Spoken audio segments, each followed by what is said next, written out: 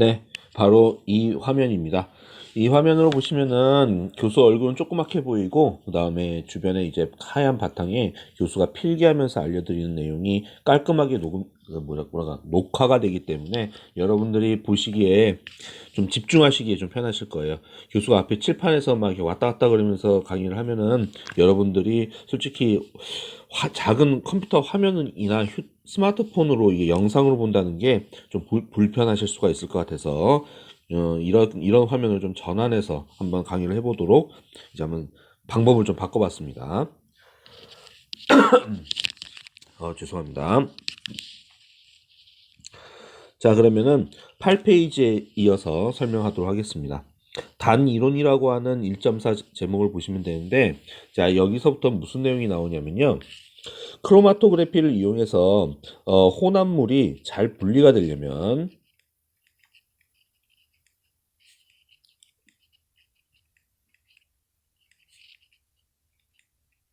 이걸 위해서는 바로 컬럼의 능력이 상당히 중요해요. 즉 무슨 말이면 컬럼이 그 내부에서 혼합물들이 흘러내려올 때마다 각각의 순수 물질들로 잘 분리시켜주는 능력이 좋아야 결과적으로는 크로마토그래피의 의미가 있다는 거예요. 그래서 사람들이 어디에 포인트를 맞춰서 이제 연구하게 되냐면 이 컬럼의 능력에 포인트를 맞춰서 이제 모든 거를 생각하게 되는데, 거기서 나온 여러 가지 이론 중에 하나가 가장 기본적이고 가장 기초적인 단이론이라고 하는 개념이에요. 단위로는 컬럼 기둥이 이렇게 기다랗게 있을 때, 이 내부를 따라서 혼합물들이 흘러내려온다고 가정하고 봤을 때, 여기를 세세하게 나눠서, 한 단 한 단 이렇게 세세하게 나눠가지고, 단을 그어서 일단은 첫 번째 단을 내려올 때, 두 번째 단으로 내려올 때, 세 번째 단으로 혼합물들이 내려올 때, 네 번째 단으로 혼합물들, 시료들이 내려올 때, 이렇게 단별로 진행됨에 따라서 뭐 어떻게 이제 분리가 되느냐를 바라보는 시각이 바로 단 이론이라고 하는 겁니다. 실제로는 이렇게 컬럼 내부가 나눠져 있지는 않죠. 다 통짜인데 마치 미분적분 같은 거 할 때처럼 어떤 큰 덩어리를 이제 세세하게 나누어서 살펴본다는 겁니다. 자, 그래서 밑줄 좀 치도록 하겠습니다. 자, 두 번째 문단에 컬럼에서 화합물의 분리나 이동에 대한 메커니즘을 설명하기 위해 오래전부터 알려진 모델로 이름이 크레이지예요. 그렇죠. 이렇게 해서 크레이지네요. 크레이지의 이론단 모델이라고 하는 방법이 있다는 거예요. 단이론의 구체적인 실질적인 이름은 이론적인 단 모델. 앞에 이론이란 말을 넣은 이유는 실제는 아니다는 거예요. 실제로 이렇게 컬럼 내부가 단으로 나눠져 있는 건 아니고 이론적으로 나눠서 이야기한다는 거예요. 이 모델은 정적 상태의 모델로 현재는 진부한 방법으로 치부하지만 한때 구성 성분의 분리에 대한 간단한 기술로 묘사되었다. 여기까지만 일단 먼저 이해하시면 좋을 것 같고요. 그 다음 줄에 보면 액체 고체 크로마토그래피에서 기본적인 과정은 흡작과 탈착의 순환으로 나타낼 수 있다. 이게 도대체 무슨 말이냐면요. 이렇게 설명할게요. 먼저 용어부터 설명해 드려야 될 것 같은데, 이게 단을 나눠놓고 컬럼을 이야기할게요. 만약에 여러분이 지금 그림으로 보고 계시는 이 컬럼이 액체, 고체, 크로마토그래피라고 했을 때 앞에 있는 액체는 이동상 흘려주는 용매를 이야기하는 것이고, 고체는 바로 컬럼 지지체를 이야기하는 거예요. 지지체. 이걸 갖다가 전에 교수는 고정상, 책에서는 정지상이라고 불렀었죠. 예, 이게 결국에는 이제 컬럼이라는 뜻이에요.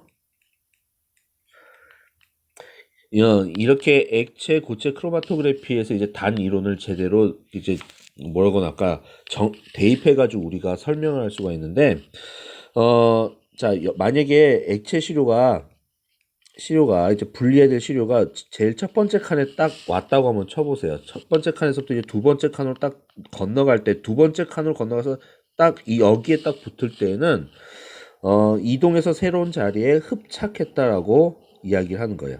흡착 또는 부착했다고 이야기를 하는 거예요. 붙는 거죠. 쉽게 해서 붙는 거. 붙는 거고, 그다음에 탈착이라는 건 뭐냐면은 여기서 이제 떠나올 때, 이게 여기서 떨어져서 이게 나올 때 보면 떨어져서 나오는 요 과정은 탈착이라고 하는 거죠. 지금 요 까만색 요 녀석을 이렇게 표시해. 검은 녀석은 어떻게 탈착을 해서 그 다음에 밑에 있는 요 하얀 녀석은 어떻게 부착을 하면서 이렇게 넘어온다는 거예요. 그래서 컬럼 윗단에서부터 아랫단으로 계속 내려오면 내려올수록 탈착과 부착은 계속 연속해서 계속 일어나게 된다 이런 얘기를 좀 하고 있는 거예요. 그럼 마치 이런 게 계속 진행이 되면 이 시료 분자들 입자들이 컬럼을 따라서 아랫방향으로 이동하는 것처럼 보인다는 거죠. 미안합니다. 1339번에 연락하지 마세요. 지금 강의한다고 고개를 살짝 숙이고서 필기하면서 녹화를 하다 보니까 사례가 들려서 그렇습니다. 그 모 학교에 저기 온라인 강의 하시던 교수님이 그 온라인 강의하면서 기침을 좀 많이 했나 봐요. 학생들이 한 열댓 명이 방송을 듣던 열댓 명 학생이 1339번 전화를 눌러가지고 10명이서 우리 교수님 기침하고 가래 끓어요 막 이렇게 하는 바람에 그 교수님이 끌려갔다는 표현은 좀 우습고 질병관리본부에서 사람 여러 사람 와가지고 데리고 와서 검사하고 막 그래가지고 학생들이 교수를 갖다가 그런 경우도 있다고 합니다. 그러니까 저는 아니라고요. 그거 말씀드립니다. 사례가 좀 들려서 그렇습니다. 자, 그 밑으로 이제 내려오게 되면 아래 문제 보면 연속적인 평형은 단 이론의 기초를 제공하는데 컬럼의 길이 L을 수평의 가상의 n 값으로 나누고 똑같은 높이 h의 작은 단과 같은 원형판을 1번에서 n번호까지 매긴다. 도대체 무슨 말이냐? 그림 다시 한번 그려볼게요. 좀 크게 그릴게.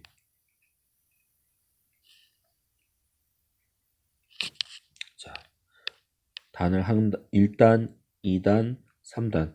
자, 1단, 2단, 3단, 4단 이렇게 지금 번호를 매겨서 쭉 갈 수 있다는 걸 이야기하는 건데 컬럼을요.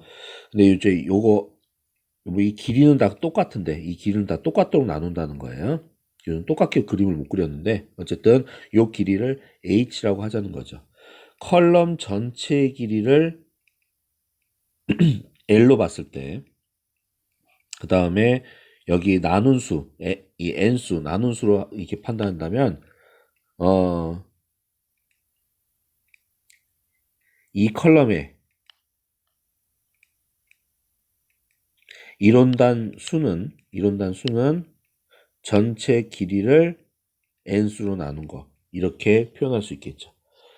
그래서 지금 여러분 책 밑에 이런 표시가 나와 있는 겁니다. 그래서 이 이론단수, 이론적인 단의 수, 그래서 이론단 높이, 이 용어가 좀 다양하게 있어가지고 여러 가지로 혼용되어가지고 여러분들이 헷갈릴 수가 있는데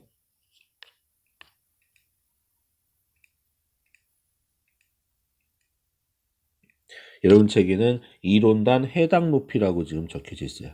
그래서 이 h 값을 이야기하는 겁니다. 그래서 위에서부터 계속 그냥 그 문단, 요 공식이 있는 위에 문단을 통째로 밑줄 치면서 한번 읽어보도록 할게요. 똑같은 높이 h의 작은 단과 같은 원형판을 1에서부터 n번까지 번호를 매긴다.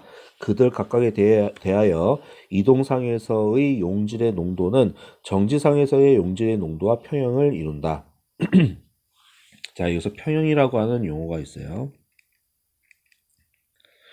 평형은 항상 일정한 수준을 유지하고 있는 상태를 평형이라고 하는 거예요. 그러면 여러분한테 눈에는 안 보일 것 같긴 해서 색깔 잠깐만 투입해서 한번 좀 그림을 그려볼게요. 여기서 만약에 용매를 흘려주면 이동상이 용매를 흘려주면 용매가 적셔 들어가면은 원래 이렇게 한 칸 전체로 스며드는 게 아니라 이렇게 아래로 볼록 이런 식으로 젖어 들어가요. 사실은 이런 식으로 젖어 들어갑니다. 다음에는 이렇게 이동하고 그 다음에 실제로 이렇게 이동하고 근데 이론적인 단 이론은 절대로 이렇게 이렇게 젖어 들어가는 게 아니라 한 단을 다 적시고 나면 그 다음 단이 적셔지고 그리고 나서 또 그 다음 단이 적셔지고 이런 식으로 진행된다고 생각을 하는 게 이론단 이론의 그 컨셉이에요.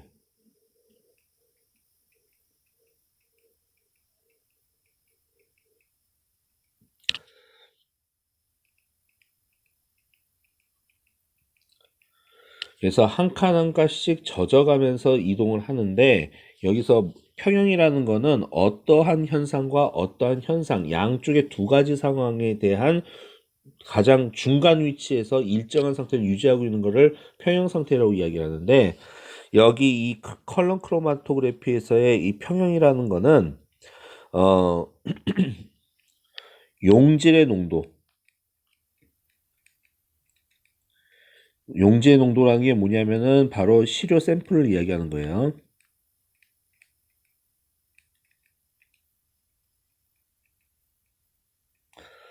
아까 전에 컬럼에 있어서 교수가 이렇게 그림을 그렸는데 어떻게 그렸냐면은 용매가 이렇게 흘러서 이렇게 위에서부터 이렇게 내려온다 그랬잖아요. 그쵸? 내려온다 그랬는데 용매가 이렇게 젖어서 이쪽 속에 있는 거예요. 젖어서 내려오는데 흘려서 내려오는 용매 속에 들어가 있는 이렇게 용질 입자의 농도하고 이 농도하고 그다음에 어 색깔 그림으로 나타내기 만만치가 않네요. 컬럼의 한 개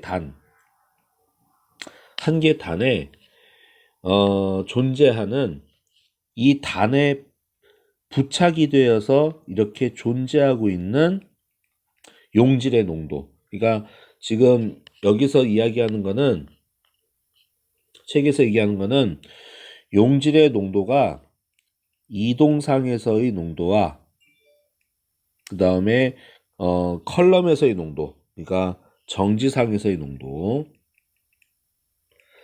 예성의 농도가 서로 일정 수준으로 유지가 되면서 둘이 같이 이게 농도비를 비교해 봤을 때 여기에 농도의 비가 1대 여기에 농도의 비가 뭐 1대 1의 비율로 뭐 예를 들어 설명한 거예요. 항상 1대 1이란 비율 이거 고정된 값은 절대로 아니에요.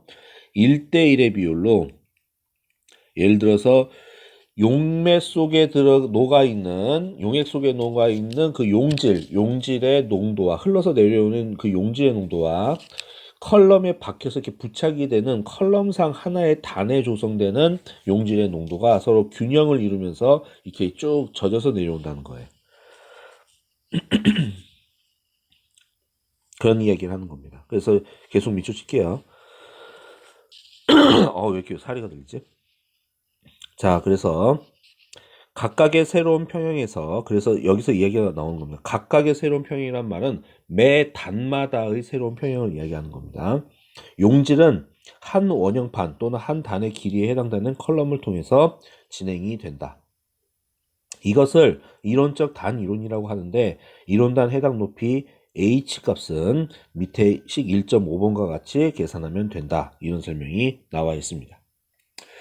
처음 시작부터 오늘 강의 첫 시작부터 여러분 머리 되게 아프실 텐데 그래도 어쩔 수 없어요. 9페이지에 가서 그림 1.5번을 보도록 하겠습니다. 자, 현재 여기서는 이제 뭐까지 생각해야 되냐면 시간적인 순서도 좀 생각을 해주셔야 돼요.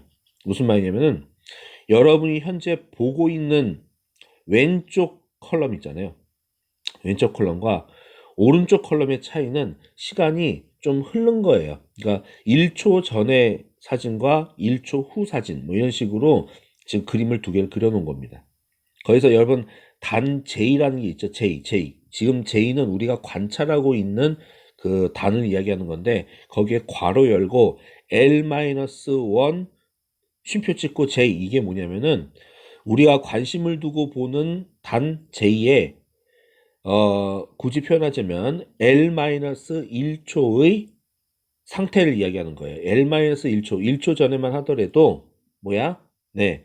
지금 J칸에는 어떠한 용매가 되었던 어떠한 용질이 되었던 아직 들어오지 않았다는 거예요. 여기서는 용질 가지고 이야기하는 겁니다. 사실은 분리되는 존재가 용질들이니까. 그래서 그랬고 그 바로 위칸 J-1칸 바로 위칸에 지금 잔뜩 위에서부터 내려오는 용질들이 있다는 거예요. 무슨 말인지 이해가 되시죠? 그래서 위에서 아래서부터 쭉 이게 내려서 그 다음 1초가 딱 흐르게 되면 오른쪽 그림에서처럼 1초가 흘러서 L초가 되었을 때 J칸은 이제 적셔져 갖고 있는데, 자 여기서 중요한 거, 여러분 그림을 또 그려서 설명할 수밖에 없네. 재빨리 그릴게요.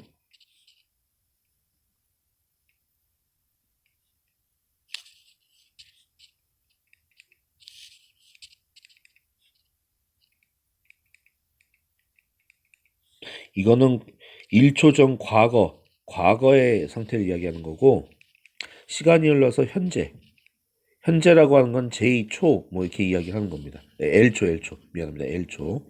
그래서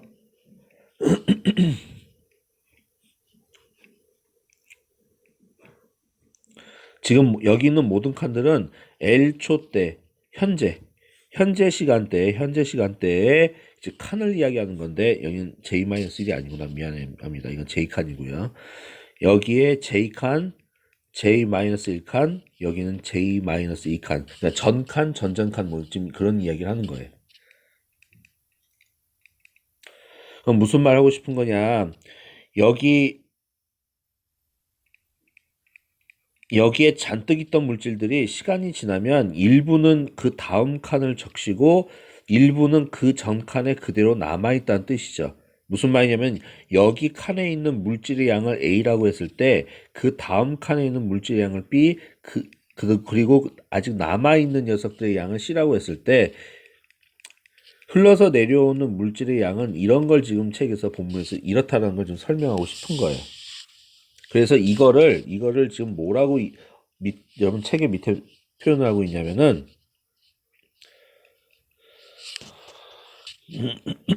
사실은 L이 아니라 I로 표시가 되어 있네요. I초에 그 J칸에 지금 있는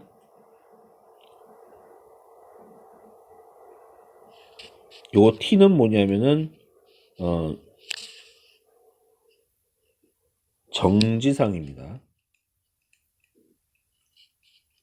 이거는 요거의 의미가 뭔지 모르시겠다고. 요게 바로 뭐냐면은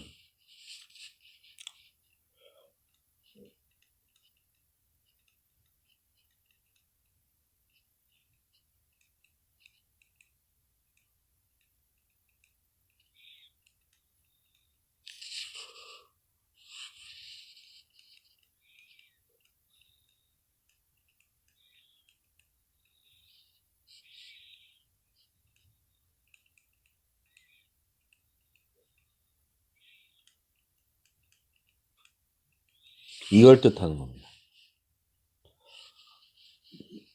이거는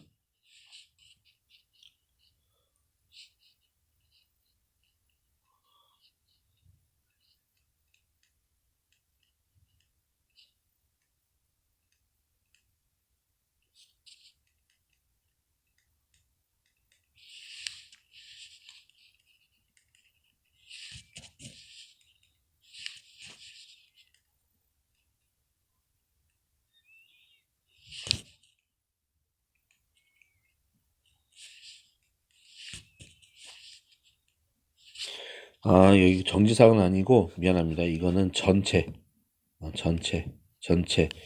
전체적으로 특정단에 머무르고 있는 용질 시료의 전체적인 양.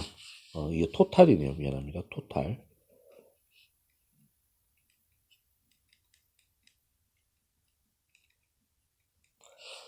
이게 정지상이네요. 정지상. 그래서 이 전체 의미는 정지상에 존재하는 시료의 양. 지금 이게 지금 이야기하는 게 위에서 표시했던 요걸 지금 말하는 게 바로 요겁니다. 요거. 여기가 A고 이게 B고 이게 C가 되겠습니다. 요 정도 이야기하고 있는 거예요. 그렇게 이해하시면 되겠습니다.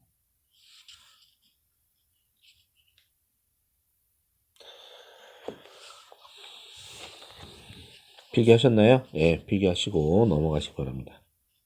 그래서 9페이지에 있는 그 그림을 보면 이런 걸 이제 이해를 하셔야 되겠죠.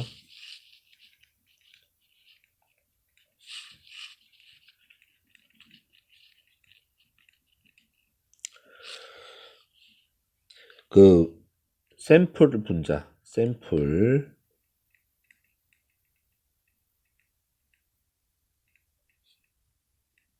다 똑같은 말입니다. 똑같은 말이에요. 이 샘플이나 시료나 용질의 분자들이 이동상과 정지상을 왔다 갔다 거리면서 어떻게 이동상에 녹아 있으면 어떻게 해요? 같이 딸려서 흘러내려올 수가 있고요. 컬럼을 따라서 정지상인 컬럼에 붙어 있으면은 흘러내려오지 못하고 찰싹 붙어 있는 상황이 되는 겁니다. 이거를 왔다 거리면서 반응이 이게 흘러내려오는 반응이 진행되는 거예요. 그래서 일반화학에서 보통 공부하는 평형상수라는 값이 있어요. 평형상수라는 거는 이렇게 화살표 왔다가리 갔다리, 즉 평형 상태를 유지할 수 있는 그러한 변화에서 이동상에 존재하는 물질의 양분에 정지상에 존재하는 물질의 양의 농도로 이렇게 평형상수를 갖다가 지칭을 할 수가 있습니다. 평형상수는 대문자로 K 이렇게 써요. 이거는 이제 일반화학, 즉 기초화학에서 공부하고 올라오는 내용인데 어쨌든 지금 공부하시면 됩니다. 이렇게 반응식을 적어놓고 보았을 때 왼쪽 여기가 반응물 쪽이라고 하는데 반응물에서의 농도분의 이쪽을 갖다가 생성물이라고 하거든요. 생성물의 농도를 이제 분모에다 올려서 이렇게 계산합니다. 근데 여기서는 M은 솔직히 이거는 영어로 질량이라고 하는 뜻이고요. 농도는 대문자 C로 씁니다. 나중에 또 나오니까 기억하고 계셔야 되고요.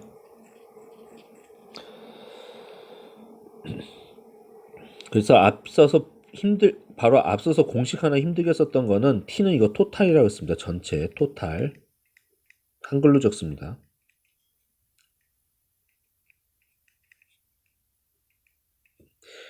이동상과 정지상에 존재하는 모든 물질의 질량을 합치면 그것이 바로 뭐가 된다? 예, 저희 전체 토탈 양이 되는 것이고, 그리고 그 9페이지의 첫 번째 줄에 나와 있는 공식 MS는 K 곱하기 소문자 M의 질량의 그 이동상 뭐 이렇게 표시가 되어 있잖아요.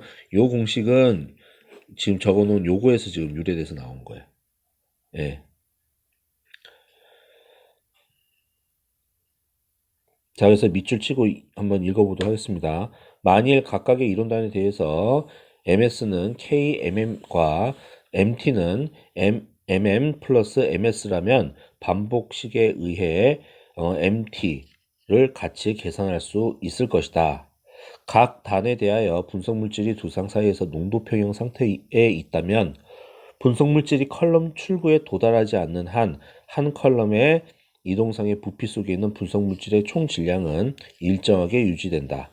자, 그래서 분석물질이 컬럼 출구에 도달하지 않는 한, 컬럼 출구라고 하는 건 컬럼이 이렇게 길게 있으면 여기를 입구, 여기를 출구라고 이야기를 해요. 그래서 출구로 빠져나가지 않는 한 여기서부터 여기까지 전체 이 컬럼 통 속에 있는 모든 물질의 양은 딱 정해져 있다는 거죠.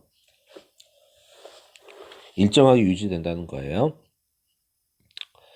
그 다음에 이제 이 이론은 약간의 단점이 조금 있는데 어떤 단점이 있냐면은 이제 가장 기초적인 이론이다 보니까 오늘날의 컬럼에는 바로 적용이 잘 안 돼요. 왜 그러냐면은 컬럼 내부에서 중력에 의해서 그런 물질들이 이동하는 이동상을 따라서 이렇게 녹아서 점점 스며들면서 이렇게 내려오는 이런 행동이 중력에 의해서도 내려오는 게 맞긴 하지만 퍼져나가는 것도 맞지만 확산이라고 하는 퍼짐 현상에 의해서도 좀 이렇게 다르게 움직이면서 좀 예외적인 행동도 좀 보이기 때문에 이 이론단 이론을 그냥 그 있는 그대로 적용하기 좀 쉽지는 않다고 이야기를 해요. 그래서 그 밑에 줄에 이 이론은 화합물들의 확산 때문에 기인하는 컬럼 안에서의 편차를 고려하지 않은 결정적인 단점이 있다라는 이 이야기가 바로 지금 제가 한 말이 되겠습니다. 그래서 밑에 진한 네모 보시면 단 이론이라고 하는 것은 뭐 노벨상 받은 사람이 만들었다고 하는데 중요한 거 밑에 H2항이라고 하는 거는 아까 계산한 요거 이론단의 높이 H를 이야기하는 거예요. 요거 이걸 갖다가 이 항은 이렇게 지금 설명하고 있는데 이 항은 거기를 밑줄 쳐야 돼요. 증류 컬럼의 성능을 측정한 것과는 대조적으로 물리적인 의미를 갖지 않는다. 이게 무슨 말이냐면은 이 H 값이 얼마만큼 작으냐를 가지고 뭐라고 얘기해야 되지? 이 컬럼이 좋은 컬럼이다, 나쁜 컬럼이다, 뭐 이런 거를 이야기를 해요. 대신 물리적인 의미를 갖지 않는다는 의미는 뭐냐면은 컬럼이 길거나 짧다고 해서 이 이거는 H 값이 되게 크고 이거는 H 값이 되게 작다 이렇게 얘기할 수 있는 건 아니라는 거예요. 몇 개로 나누느냐에 따라서 이 H 값이 작아질 수도 있고 클 수도 있는 거예요. N 값을 얼만큼 세분해서 보느냐에 따라서 H 값이 달라지기 때문에 물리적으로 긴 컬럼과 짧은 컬럼으로 이 H 값을 판단할 수는 없지만 확실한 거는 이 이론 단위 작으면 작을수록 세밀하면 세밀할수록 즉 이 높이가 좁으면 좁을수록 한 단의 높이가 얇으면 얇을수록 컬럼이 되게 정밀하고 세밀하게 지금 무언가를 분리하면서 내려갈 수 있다는 거. 그래서 컬럼의 성능을 나타낼 때 이 H 값이 상당히 중요하다는 겁니다. 자, 그 다음에 여러분들 자꾸 생소한 용어들이 나와서 여러분 좀 힘들어 하시는 것 같아요. 나도 그거는 이해는 가는데 어쩔 수 없죠. 이 부분을 공부하려면 이제 익숙해지셔야 됩니다. 다음에 그 세 줄짜리 문장. 컬럼 내에서 용질의 머무름 시간. 지난번에 공부했던 리텐션 타임이라고 하는 머무름 시간 있잖아요. 머무름 시간은 두 개의 항으로 나누어서 설명할 수 있다. 이동상에 녹아서 같은 속도로 이동하는 불감 시간과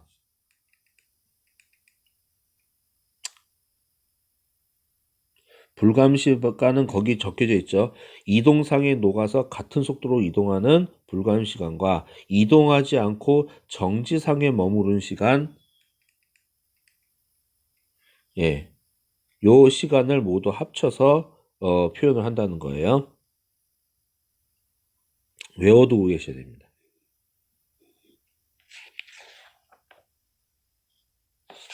자, 그리고 크로마토그래피에서 상에 관한 시스템은 최소한 세 가지 평형이 있다. 용질과 이동상 간의 평형, 용질과 정지상 간의 평형, 그리고 이동상, 정지상 간의 평형. 평형은 세 가지가 있어요.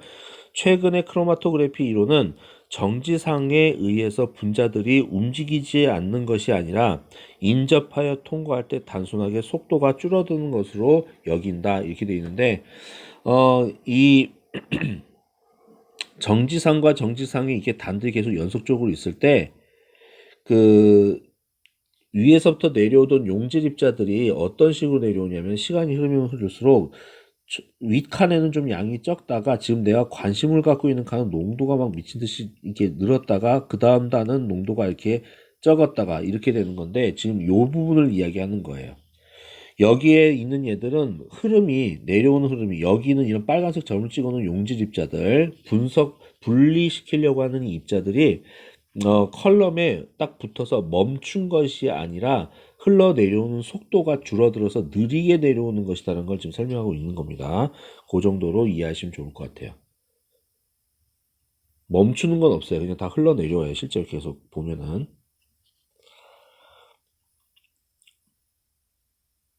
자, 그 다음에 1.5 네른스트의 분포계수 K라고 하는 건데 평형상수를 이야기하는 겁니다. 평형상수 위에서 보셨죠? 요거야. 요거 K. 근데 밑에 식이 여러분 어떻게 되어 있는지 한번 보세요. CM, CS 이렇게 되어 있습니다. 글씨를 적어보면 정지상에 있는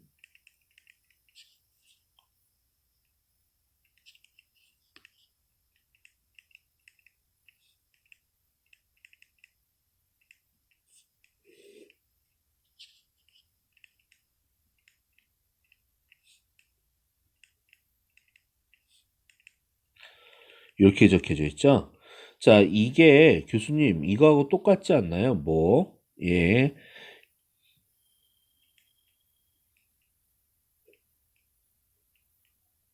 이거하고 똑같다고 봐야 되는 건가요? 뭐 물어보시는 분도 있어요. 똑같다고 보시면 됩니다. 똑같다고 보시면 돼요.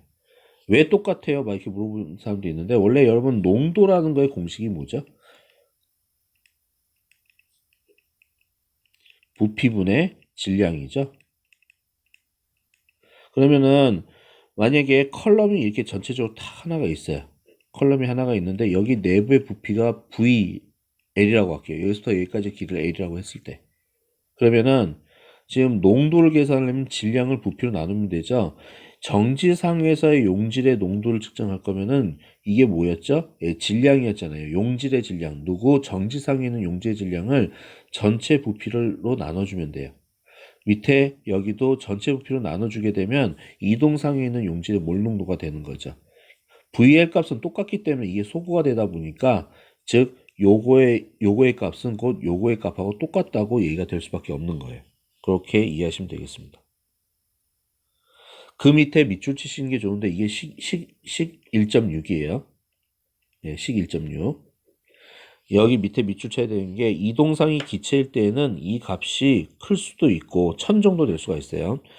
두 상이 압축되어 있는 상태에서는 한 2 정도 되는 작은 값을 가질 수 있으므로 K값은 매우 다양하다 이런 말이 나와 있습니다. 자, 그 다음에 계속 밑줄 쳐야 됩니다. 화물은 단지 제한적인 공간인 컬럼에서 각 상이 다양한 농도를 가지므로 실제 CM값과 CS는 컬럼에 따라서 다양하지만 이들의 비는 일정하다. 그러니까 이 K값은 진짜 평형상수라고 해서 진짜 상수, 일정한 값을 갖는 녀석이라는 거를 잘 기억하셔야 되겠습니다. 그럼 이 분포계수, 이제부터는 평형상수로 부르지 않고 네른스트의 분포계수라고 부를게요. 이 분포계수가 K는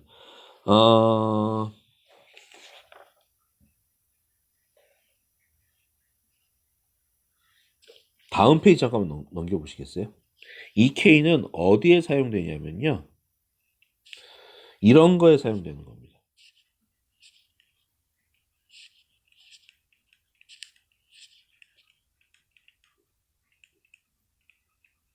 자, 요 공식이 나는데 뿅 튀어나왔는데 이게 일반화학이라고 하는 기초화학의 거의 끝부분에 가서 나오는 공식이거든요. 다음 10페이지 넘어가게 되면 요 식이 보이시죠? 요 식을 보면 먼저 정의부터 말씀을 드릴게요. 요거는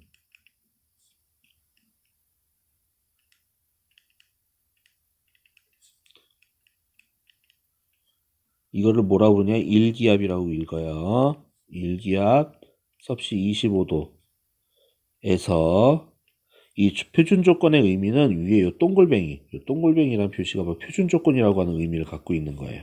그래서 의 자유 에너지의 변화량.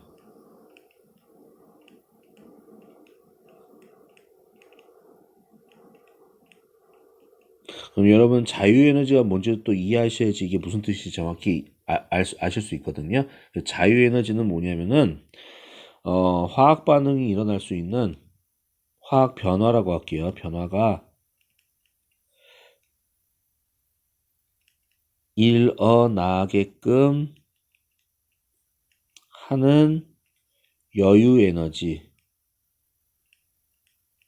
이걸 갖다가 자유 에너지라고 불러줘요.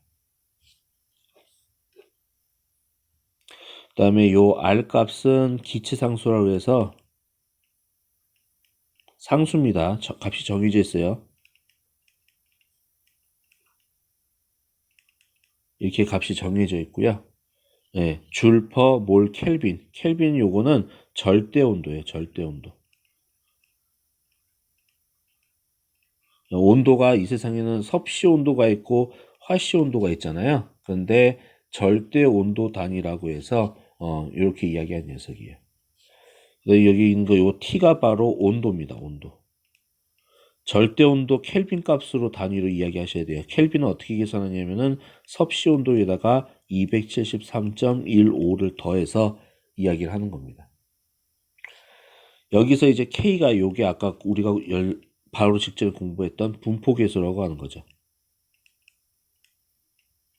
그러니까 어떤 컬럼의 분포계수를 알고 그 다음에 그 현재 그 컬럼 내부의 온도를 정확히 알아서 온도값을 즉 K값과 이 온도값을 대입을 하고 상수값 요 R값하고 곱해서 앞에 마이너스 처리를 하면 표준 조건에서 이 컬럼 내부에서 일어날 수 있는 자유에너지의 변화량 이 컬럼 내부에서 화학 변화가 일어나게끔 하는 여유에너지의 변화량을 알아낼 수 있다는 겁니다. 말 되게 어렵죠, 그쵸? 자, 그래서 요런 얘기 한번 하고 싶어요. 어떤 얘기 하고 싶은 거냐면요.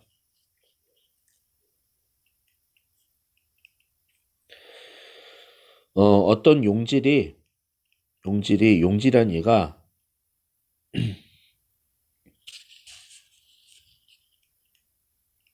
이동상에 녹아서 흐르고 있다가 고정상에 딱 부착이 되려고 하는 용질이 있다고 한번 쳐보세요. 한번 생각을 한번 해보자는 거예요. 그래서 여유에너지, 즉 자유에너지를 이야기하는 겁니다. 여기서는 G, 자유에너지. 이거는 델타 G는 자유에너지의 변화량, 이 세모는 변화량을 뜻하는 것이고 이 G는 자유에너지를 이야기하는 거예요. 그래서 지금 무슨 말하고 싶은 거냐면은 여기는 반응이 진행되는 반응 시간이에요. 그러면은 이 용질이라고 하는 녀석이 분명히 시간이 흐름에 따라서 이동상에 있다가 고정상으로 넘어간다는 얘기죠. 그러면 용질이 이동상에 있을 때 그때 이 용질 입자가 자기 몸에 기본적으로 지니고 있는 여유 에너지 값이 여기였다고 한번 쳐보도록 하겠습니다. 이 정도의 에너지를 가지고 있었다. 근데 고정상으로 이동하고 난 다음에 이 용질이 자기 몸에 기본적으로 지니고 있는 여유 에너지가 이만큼으로 줄어가지고 감소했어요. 에너지를 소모하면서 이동을 한 거죠. 이 말 뜻은 뭐냐면은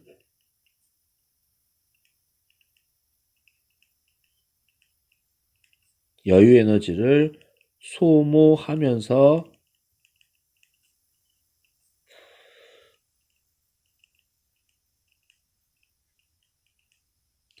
용질이 이동하였다는 뜻하고 똑같은 거기 때문에 여유 에너지를 소모하면서 용질 이동 그러면 이거는 매우 자발적인 변화예요. 자발적으로 일어나는 변화예요. 그러니까 에너지를 소모하면서 이동하는 거죠. 원래 에너지라는 거는 일을 하기 위해서 축적하고 있는 게 바로 에너지인데 그 에너지를 소모했다면 자발적으로 변화가 일어난 거예요. 저절로 긍정적으로 반응이 갔다는 얘기예요. 이동상에서 고정상으로 성공적으로 용질이 이동했다는 걸 뜻하는 겁니다. 그래서 에너지를 소모하면서 변했기 때문에 긍정적인 반응이라는 건데 이때 델타 G 값이 0보다 작다라고 이야기하는 거예요. 무슨 말이냐면은 에너지가 줄었잖아요. 여기에 있던 에너지 값이 여기로 이만큼 델타 G만큼 감소했죠. 그러니까 감소했으니까 에너지의 변화량은 어떻게 0보다 작다라고 이야기하는 겁니다. 무슨 말인지 이해가 안 되시죠? 그래서 비교해서 항상 설명을 해드려야 되는데 글씨를 너무 조그맣게 써서 미안합니다. 지금 펜마우스로 필기를 하는 건데 필기 공간이 너무 좁다 보니까 손을 움직일 수 있는 공간이 적어서 되게 좀 크게 필기해드리기가 조금 쉽지가 않네요. 최대한 크게 필기 한번 해보도록 하겠습니다. 만약에 반대 상황으로 한번 얘기해 볼게요. 이동상에서부터 정지상으로 어떠한 용질이 이동을 하는데 이때 자유에너지 값의 변화를 보니까 이제 반응 시간이 흘러가면서요. 자, 어떻게 처음에는 이동상에 있을 때 용질의 기본적인 자유에너지, 즉 변화를 일으킬 수 있는 여유에너지가 요만큼이었는데 이동상으로 이동하고 난 다음에 오히려 더 여유에너지가 이동상에서 있을 때의 용질이 자기 몸에 기본적으로 지니고 있는 여유에너지 값이 오히려 상승을 했어요. 이렇게 상승하려면은 에너지가 상승하려면은 없던 에너지가 늘어나려면 외부로부터 에너지 공급이 있어야지만 가능합니다.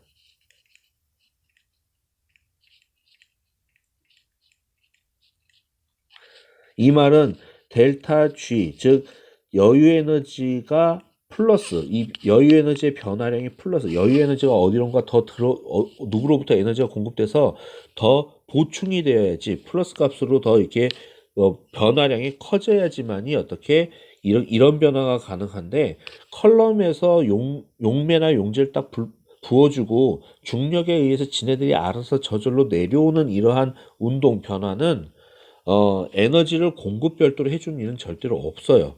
에너지 공급 없이 지네들이 본인이 가지고 있는 여유 에너지를 소모해 가면서 이동상에서 고정상으로 이동하고 다시 고정상에 있던 용질이 이동상으로 다시 이동을 해서 또 흘러서 내려오다가 이동상에 있던 용질들이 또 새로운 아랫단으로 내려가게 되면은 그 아랫단으로 또 이동상 속에 들어가 있던 용질이 아랫단의 고정상으로 또 붙었다가 다시 또 위에서 계속 그 용매가 계속 내려오면 다시 그 아랫단에 있던 말이 자꾸 반복되죠. 그 아랫단에 있던 용질이 새롭게 흘러내려오는 이동상으로 다시 또 녹아 들어가서 추가적으로 그걸 따서 흘러서 다음 단으로 또 내려가면 그때 또 다시 다음 단으로 넘어간 용질 입자가 아랫단 그 다음 단에 있는 고정상에 또 부착되고 그래서 부착 이탈 이동 또 부착 이탈 이동 이런 것이 계속 반복되어서 계속 흘러내려오는 거다. 지금 그 얘기를 하는 겁니다.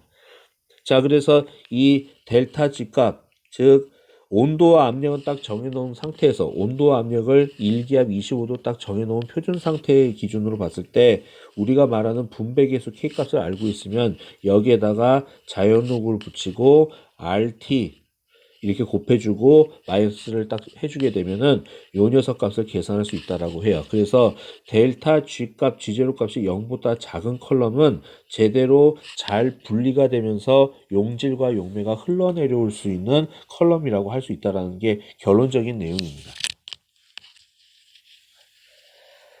자, 되게 어렵죠, 그쵸? 자, 힘들어 하시는 거 다 이해가 됩니다. 그 교수가 분명히 얘기했지만 요번 학기 때 무리해서 진도를 막 나가진 않겠다고 분명 말씀을 드렸으니까 걱정하지 마시고 설명하는 내용을 좀 따분하시더라도 졸지 말고 잘 보시기 바랍니다.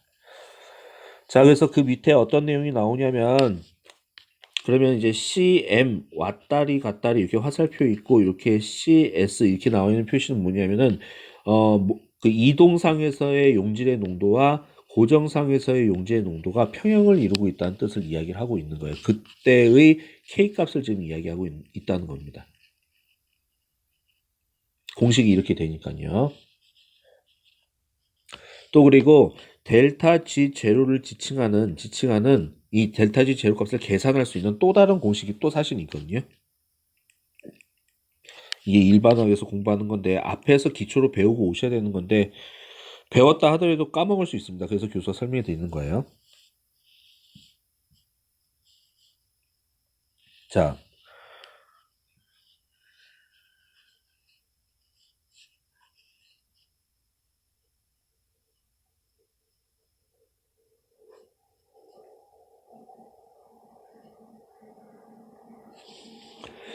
요거는 우리가 뭐라고 그러냐면요. 표준 상태에서의 반응열.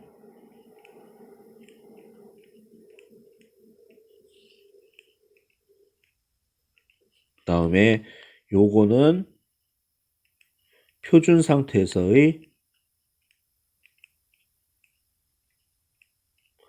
무질서도. 그래서 표준 상태의 반응열을 줄여서 우리가 뭐라 부르냐면 표준 엔탈피. 책에는 요용으로 톡톡 튀어나오고 있는데 요 얘기를 하면은 요런 의미라고 받아들이고 보셔야 돼요. 그러니까 이게 그 이동상에서 고정상으로 이동하는 이러한 반응이라든지 역반응, 거꾸로 가는 고정상에서 이동상으로 용질이 이동하는 이러한 반응이 일어날 때 열이 발생할 수도 있거든요. 그래서 반응열을 갖다가 나타낼 때 델타 H0라고 얘기하고, 그다음에 표준 상태에서의 무질소도를 영어로는 뭐라고 부르냐면 이제 엔트로피라고 부릅니다. 그래서 무질소도를 영어로 엔트로피라고 불러요. 그래서 표준 엔트로피.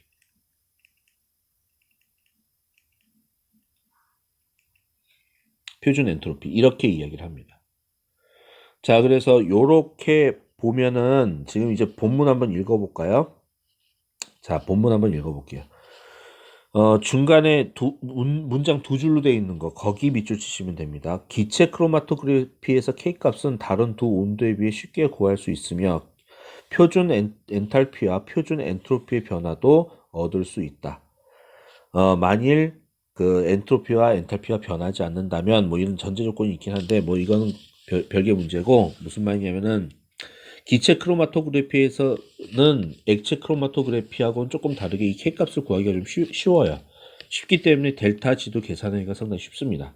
이 델타 G 값을 계산을 해내면은 여기에다 대입을 하게 되면은 이제 온도 값은 위에 있는 온도 값하고 요거하고 똑같기 때문에 이 식을 통해서 요 값과 요 값을 알아낼 수 있다라고 하는 이야기를 지금 하고 있는 거예요. 왜 이 공식이 갑자기 튀어나왔지? 하고 궁금해 하시는 분도 있을 것 같은데 이렇게 해서 구할 수 있다라는 걸 이야기하는 겁니다.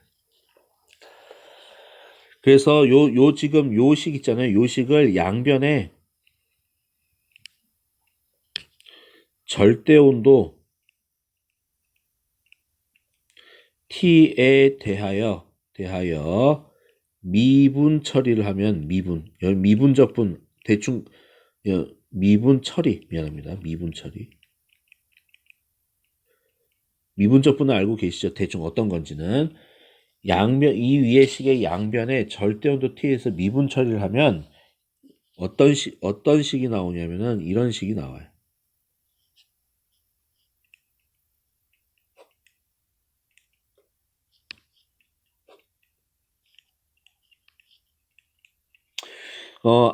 수학을 조금 하시면 이 식을 외울 필요는 없는데 만약에 그게 안 된다 그러면은 뭐 외우셔야 그지? 만약에 안 외우고 싶다. 만약 수학이 안 되면은 이제 이 자체를 외우셔야 되는데, 혹시라도 유도만 할 줄 알면은 굳이 일부러 외울 필요가 없는 식입니다. 외우지 않아도 금방 알 수 있는 식이에요. 잠깐 위에 요 식하고 요 식을 좀 합쳐볼까요? 이게 합친다는 얘기는 이런 겁니다.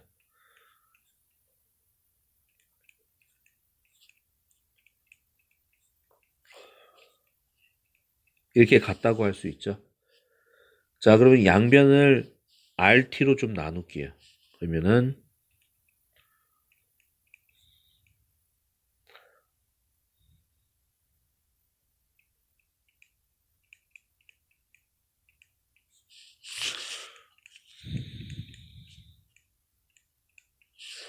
이걸 갖다가 이제 DT분의 LNK 그다음에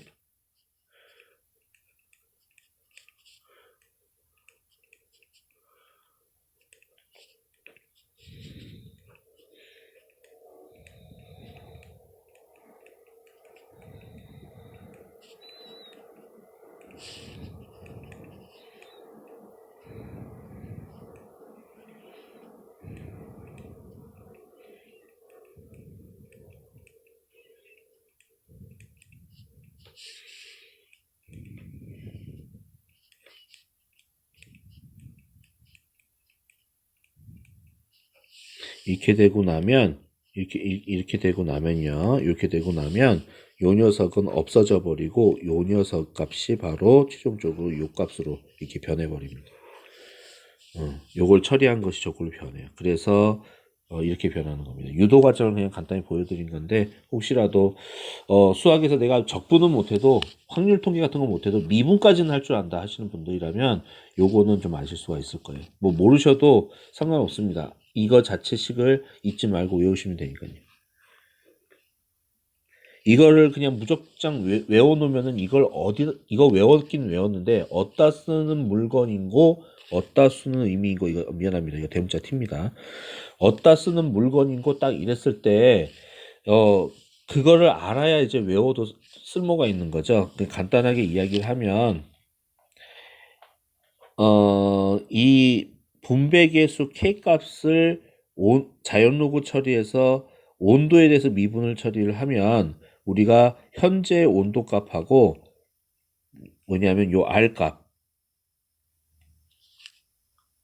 있잖아요. 요거 상수값이잖아요. 요걸 대입을 하면 이거 이제 K값은 우리가 수학적으로 뭐예요? 계산을 해서 실험을 통해서 K값은 구해요. 그러니까 이 식에서 누구만 모르냐면 요 녀석만 몰라요.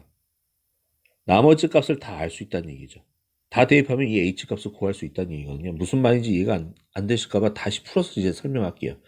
위에서 여러분 얘기 들었을 때 이상하게 들지 않았어요?